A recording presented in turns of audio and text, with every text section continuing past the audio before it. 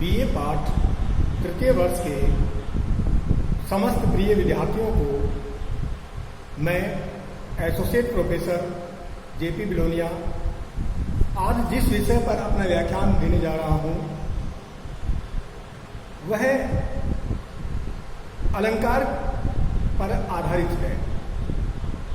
पिछले व्याख्यानों में जो YouTube व्याख्यान आपके लिए दिए गए हैं उनमें हमने रूपक और उत्प्रेक्षा अलंकार के बारे में विस्तृत रूप से उदाहरण सहित चर्चा की।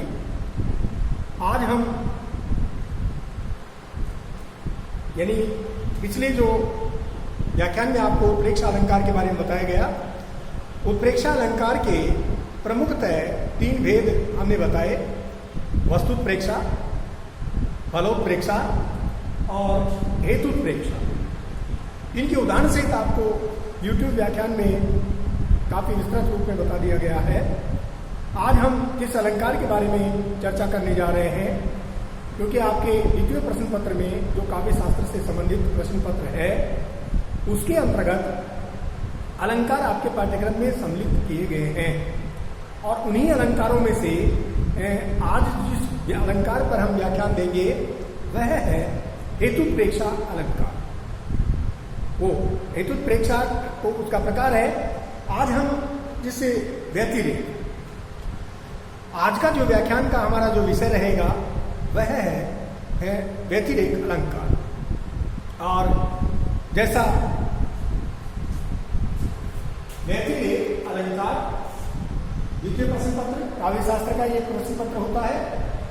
और सबसे पहले हम इस व्यतिरेक की जो परिभाषा जो नियत की गई है उसके बारे में यहाँ थोड़ा जान लें।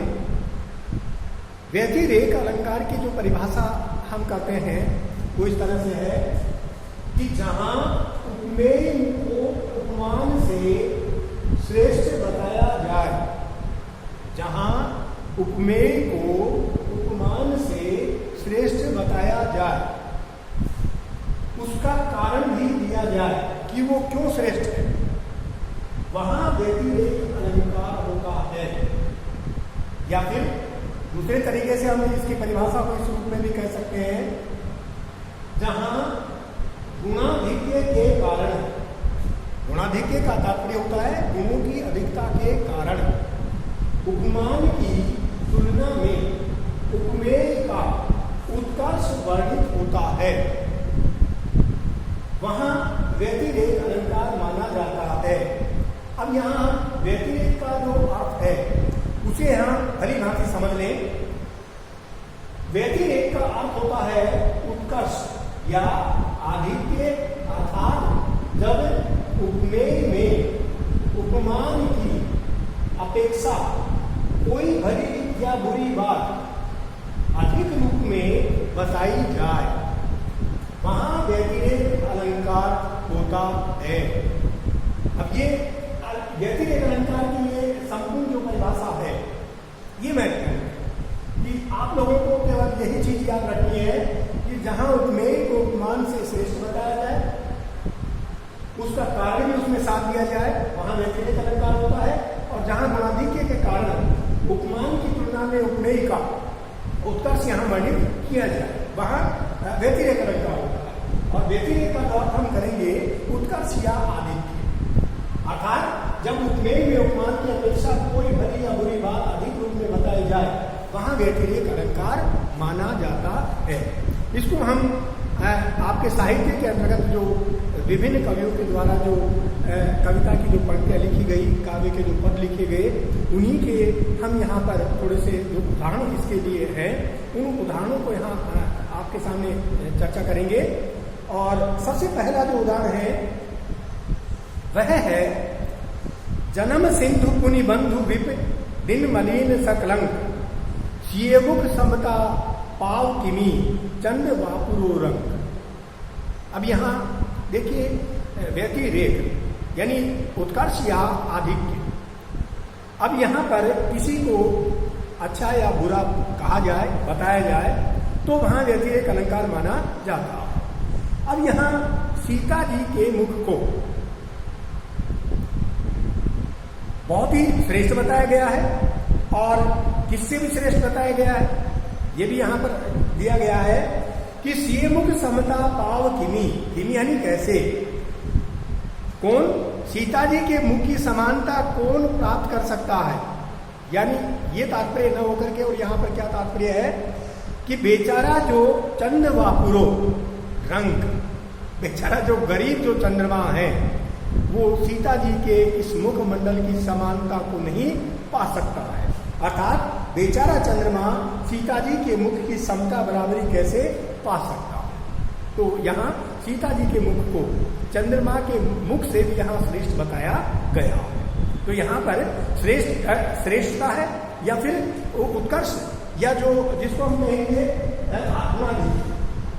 सीता जी के मुख में गुणाधिक्य किससे ज्यादा है, चंद्रमा के मुख से। इसलिए यहाँ पर गुणाधिक्य के अधिकता के कारण ही हम इसमें व्यतिरेक अलंकार यहाँ मान सकते हैं।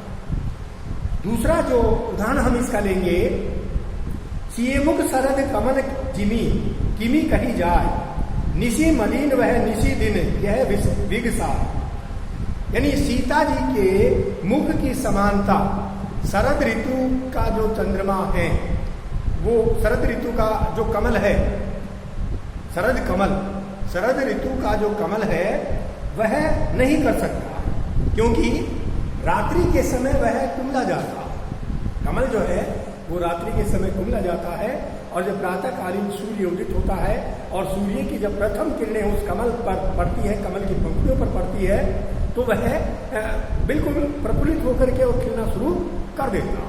तो यहाँ साहित्य में जैसे इस चीज का कई जगह यहाँ उदाहरण भी हमें मिलता है कि कमल जो है वो रात्रिकालीन यानी सूर्यास्त के समय वह अपने कमल की जो पंखुड़ियां हैं उनको संपुटों को बंद कर लेता है, और जब पूरी रात भर वो संपुट बंद रखता है, पंखुड़ियों का जो संपुट है, कुंज है, समूह है, उसे वह बंद रखता है, और प्रातःकालीन जब सूर्य की प्रथम किरण जब उसके ऊपर पड़ती है तत्पश्चात वह अपने संपुट अर्थात अपनी पंखुड़ियों को खोलता। तो कमल से यहाँ कौन प्रेम करता है, भंवरा। और भंवरा यहाँ जब कमल से प्रेम कर रहा है तो वही भंवरा उस कमल के ऊपर यहाँ मंडराता रहेगा, और संध्या काल का जब समय होगा, क्योंकि भंवरा प्रेम में इतना उन्मत्त है, पागल है कि वह उस कमल से उड़ना नहीं चाहता, और जब संध्या काल के समय जब सूर्यास्त होने लगता है तो कमल दल की जो पंखुड़ियां हैं वो अपने आप को समेटने लगती है, अर्थात बंद होने लगती है, और वही भ्रमर उन कमल दल की उन पंखुड़ियों में अपने आप को कैद कर लेता। तो भंवरे के मन में कमल के प्रति यहाँ प्रेम की भावना है, इसलिए वह पूरी रात भर उन कमल दल की पंखुड़ियों में अपने आप को बंद कर लेता। अर्थात वह भंवरा जो कठोर से कठोर काठ को अर्थात लकड़ी को काट करके छेद उसमें बना लेता है, अपना घर बना लेता है, वह उन कमल की कोमल से कोमल उन पंखुड़ियों को क्यों नहीं काट सकता। अर्थात वह रात्रि के समय में जब उसमें बंद हो जाता है तो उसके लिए उस कमल की उन पंखुड़ियों को काटना बहुत मामूली बात है, लेकिन वो नहीं काटता क्योंकि उसके मन में किससे प्रेम है, कमल से।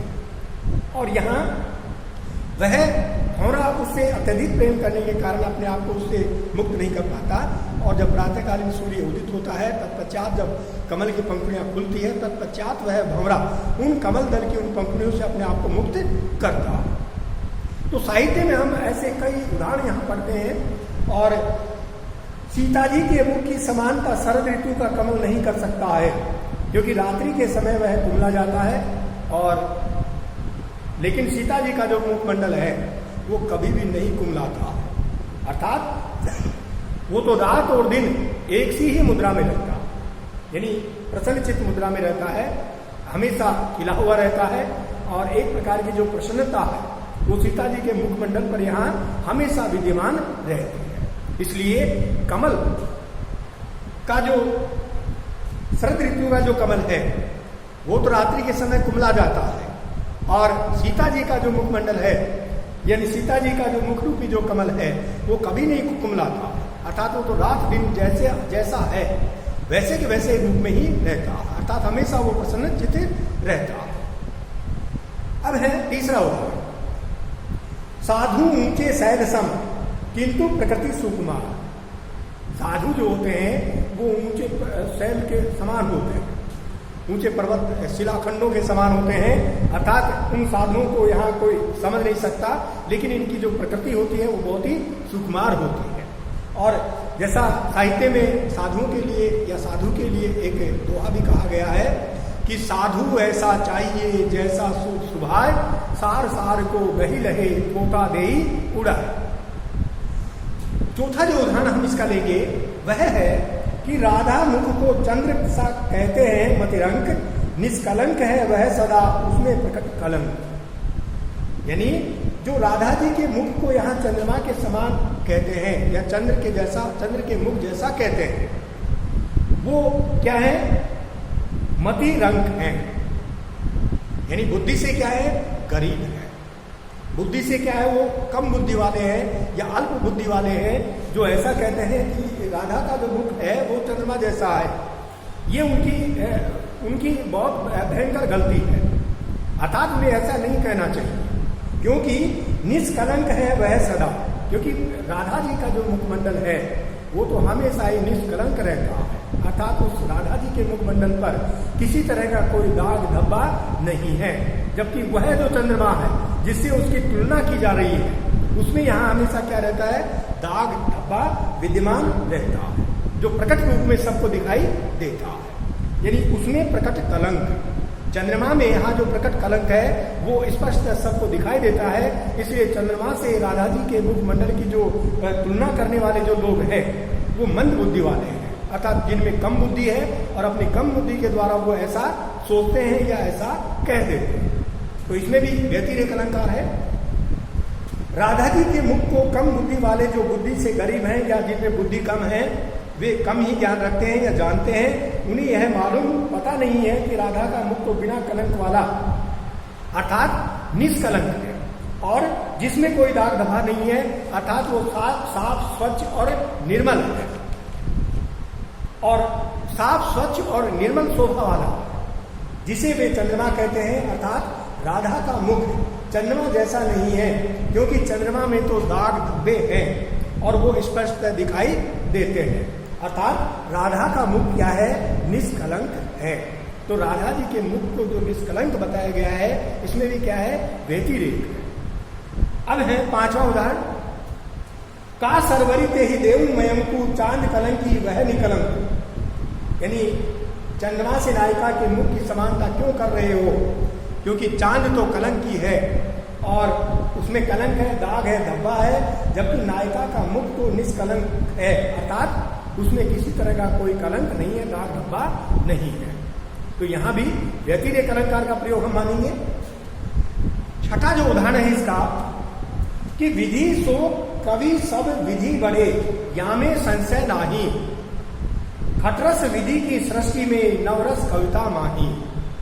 यानी विधाता के द्वारा बनाई गई इस सृष्टि को बिल्कुल खटास वाली, खट रस वाली उसको माना गया है, जबकि कविता के अंतर्गत यहाँ जो नव रसों की जो अभिव्यक्ति कवियों के द्वारा की जाती है, इसलिए विधाता के द्वारा बनाई गई उस सृष्टि से भी अधिक महत्वपूर्ण किसे माना जा रहा है? गुणाधिक्य। यहाँ का गुणाधिक्य का प्रभाव किसमें प्रदर्शित किया जा रहा है? कवि के द्वारा लिखी गई कविता की पंक्तियों में, जो उसके द्वारा नव रसों को उसके अंतर्गत यहाँ सम्मिलित किया गया है। तो यहाँ विधाता या ईश्वर से कवि को बड़ा बताया गया है, इसमें कोई संशय नहीं। जैसे साहित्य में हम एक दोहा और पढ़ते हैं कि गुरु गोविंद दो खड़े काके लागू पाए, बलिहारी गुरु आपने गोविंद दियो बताए। तो गुरु को यहाँ बड़ा माना गया और कोई संदेह नहीं है, क्योंकि विधाता की बनाई सृष्टि में तो खट्टे रस है। खट्टे रसों से यहाँ तात्पर्य है जीवन के खट्टे मीठे अनुभव, सुख दुख, धूप छांव इत्यादि। लेकिन कवि की कविता में तो नव रस अर्थात जो महत्वपूर्ण जो नौ रस हैं, उन नए नए रस विद्वान वहां होते हैं और उन नौ रसों के होने के कारण ही, नव रसों के होने के कारण ही नित्य नए नए रसों का वह उसमें प्रयोग करता है और फिर अपनी कविता की उन पंक्तियों को अपनी कविता के अंतर्गत वह लिखता है। प्रिय विद्यार्थियों, अगला जो हम इसका उदाहरण लेंगे, गिरा मुखर तनु अधर भवानी इति इति अति दुखित अतनु पति जानी। विश्व वारुणी बंधु प्रिय जेही कई रमा सम किम वेदेही। आठवां जो है हम इसका उदाहरण लेंगे वह है नयन नीरज में सखी समता सब दर्शात बंक विलोकन द्रगन में यह गुण अधिक दिखात। अर्थात नयन रूपी कमलों में समानता सब दिखाई दे जाती है, लेकिन बांके चितवनों के देखने से आंखों में यह गुण ज्यादा अधिक रूप में दिखाई देता। एक तो हम आंखों के द्वारा सामान्य रूप से किसी वस्तु को संकेतित करते हुए या चिन्हित करते हुए उसकी ओर देखें, और एक हम यहाँ बंकिम नेत्रों से यानी नेत्रों को तिरछा करते हुए उस वस्तु की ओर देखें, तो सामान्य रूप में देखने से और बांके नेत्रों के माध्यम से देखने में बहुत अंतर हो जाता। जैसे साहित्य में एक दोहा बिहारी के द्वारा रचित किया गया है, और वो दोहा हम पढ़ते हैं रीतिकाल के अंतर्गत, रीति काव्य के अंतर्गत। और वो दोहा क्या है?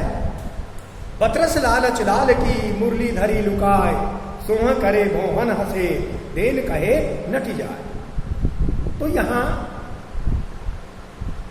श्री कृष्ण की सुंदर मुरली को राधा जी ने चुरा लिया है, और जब इस बात का पता श्री कृष्ण को लगता है कि राधा जी ने मेरी मुरली को चुरा लिया है, उठा लिया है, छिपा लिया है, तो श्री कृष्ण बड़े प्रेम से उस राधा से अपनी मुरली देने के लिए निवेदन करते हैं कि हे राधे, अगर आपने मेरी मुरली ली है तो कृपया आप मुझे मेरी मुरली वापस दे दीजिए। तो बतरस लालच लाल की यानी जो बातों के रस के जो रसिक शिरोमणि हैं उन श्री कृष्ण को धोखा देकर के और राधा के द्वारा उन्हीं की मुरली को चुरा लिया गया है, तो उन्हें कोई नहीं जीत सकता, लेकिन राधा जी के द्वारा उन श्री कृष्ण को जीत लिया गया है। और जब वो सोह करे भौहन से यानी जब वो अपनी सौगंध ला करके राधा जी से पूछते हैं तो राधा जी हंसने लग जाती है, और उनकी हंसी कहाँ दिखाई देती है? मुखमंडल पर नहीं, भौहों में, आंखों की जो भौहें हैं उनमें वो हंसी दिखाई दे रही है। देन कहीं नट जाए। और जब श्री कृष्ण उस बांसुरी को देने के लिए कहते हैं तो राधा जी बिल्कुल ही उस बांसुरी को देने के लिए मना कर देती है। इसी से यहां जो अलंकार जो है व्यतिरेक, उसका अगला जो उदाहरण हम लेंगे वह है 9वां उदाहरण है ये। कल्पना करते हैं हम स्वर्ग में जिनके होने की, वे सभी वस्तुएं धरती पर संचित है, बेचारा वह स्वर्ग धरती के भ्रष्टाचार से वंचित है। तो देखिए, वैसे तो सामान्य रूप में धरती से कौन श्रेष्ठ है? स्वर्ग, क्योंकि स्वर्ग लोक में बहुत सारी सुविधाएं हैं और ऐसी सुविधाएं धरती लोक पर विद्यमान नहीं है, लेकिन धरती लोक भी कम नहीं है। धरती लोक में एक सुविधा बहुत ज्यादा है, और वो सुविधा किसकी है? भ्रष्टाचार। वो स्वर्ग लोक में वो भ्रष्टाचार नहीं होगा, तो धरती के भ्रष्टाचार से कौन वंचित है? स्वर्ग। धरती लोक में तो भ्रष्टाचार व्याप्त है, भ्रष्टाचार चारों ओर मिल जाएगा आपको, लेकिन स्वर्ग लोक में वह भ्रष्टाचार नहीं है, क्योंकि वहां पर पाप और पुण्यों का जो सही लेखा जोखा किया जाता है कि किस व्यक्ति ने अपने जीवन में कितने पाप किए हैं, तो भाई इसको डालो कहाँ? नर्क में डालो। और जिसने पुण्यात्मक कर्म किए हैं उसे स्वर्ग में बहुत अच्छा स्थान और अच्छी जगह देकर के उसको वहां विराजमान किया जाता है। तो स्वर्ग में जिन वस्तुओं के होने की हम कल्पना करते हैं वे सब धरती पर उपलब्ध हैं, लेकिन जो धरती पर है वह स्वर्ग में नहीं मिलता है। और अर्थात भ्रष्टाचार स्वर्ग में नहीं मिलेगा, बुराई है धरती पर ही यहाँ व्याप्त है, स्वर्ग में वो बुराई व्याप्त नहीं है। तो गुणाधिक्य, गुणों की अधिकता के कारण इसको बुराई के रूप में उसको गुण बताया गया है भ्रष्टाचार, इसलिए धरती लोक को वहां श्रेष्ठ माना गया है। सुख भोग खोजने आए, ये 10वां उदाहरण है व्यतिरेक अलंकार का। सुख भोग खोजने आए सब, आए तुम करने सत्य खोज, जग की मिट्टी के पुतले जग तुम, आत्मा के मन के मनोज। इस तरह से हम व्यतिरेक अलंकार के इन सभी उदाहरणों से बड़ी सरलता के साथ इस व्यतिरेक अलंकार को अच्छी तरह से समझ सकते हैं और इन उदाहरणों को याद भी कर सकते हैं। प्रिय विद्यार्थियों, आप इन दिए गए समस्त उदाहरणों को याद भी करेंगे और व्यतिरेक अलंकार का जो अर्थ और जो परिभाषा आपको यहाँ दी गई है उसे भी आप यहाँ अच्छी तरह से याद रखेंगे, ताकि अगर परीक्षा में आपसे अगर व्यतिरेक अलंकार के बारे में पूछा जाता है तो आप एक बहुत ही अच्छे तरीके से उसको यहाँ स्पष्ट कर सकें। आज के व्याख्यान में बस इतना ही। आगे के व्याख्यान में आपको और जो आपके पाठ्यक्रम से संबंधित जो अलंकार हैं उनके बारे में विस्तृत रूप से यहाँ बताया जाएगा। धन्यवाद।